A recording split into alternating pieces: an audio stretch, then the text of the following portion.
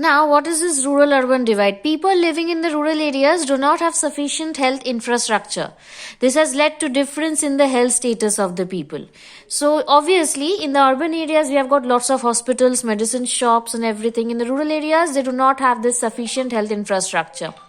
70% of India's population live in rural areas, but only 20% of total hospitals and 50% of total dispensaries are located in the rural areas. 70% of India's population is located in rural areas, but only 20% of hospitals and 50% of dispensaries are there.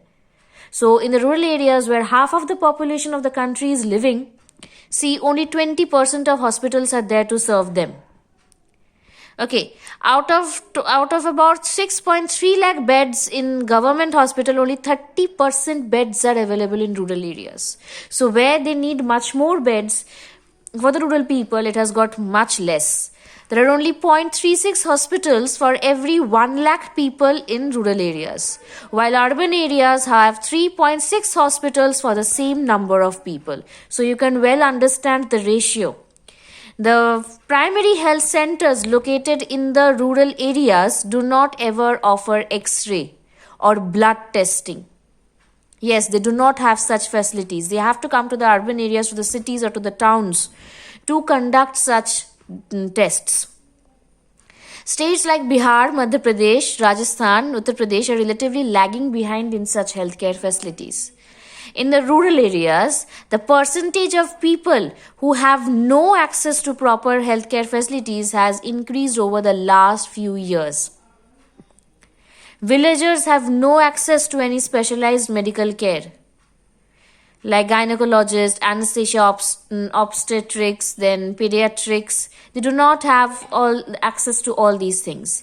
Even though 380 recognized medical colleges produce 44,000 medical graduates every year, the shortage of doctors in the rural areas persists. Why? The maximum, either they set up their own hospitals or they move into the private hospitals where they get huge amount of money.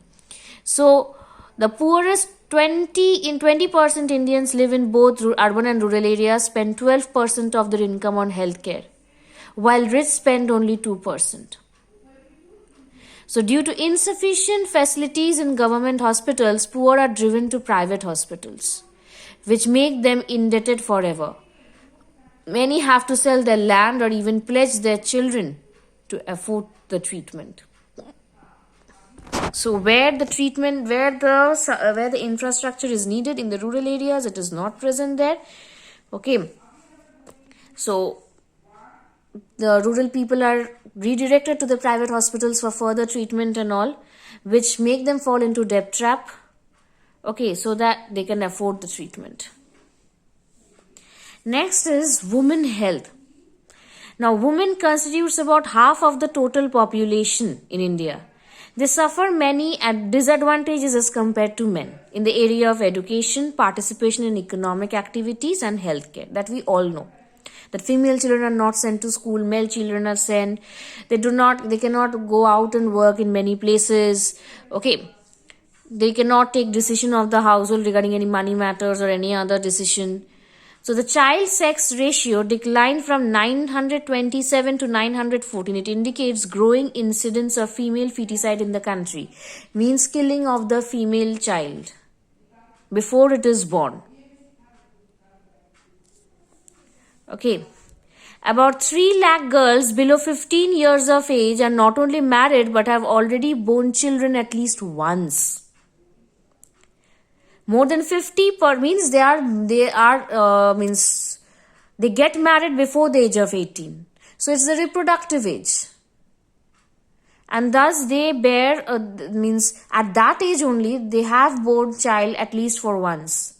More than 50% of married women between age group of 15 and 49 have anemia, means blood count is less. Iron deficiency, which has contributed to 19% of maternal deaths. Like when they are pregnant, when the baby is born, there is huge blood flow. And they are anemic, they do not have iron. Iron deficiency is there, which causes their death, maternal deaths. Abortions are also a major cause of maternal deaths, and mortality in India. Many times, while killing the feticide, means before it is born, which we call abortion. So many a times that also causes mortality, maternal morbidity. So this women health is under a huge stress in India. They do not get the required importance which they should get in case of health. Okay. Now, in order to provide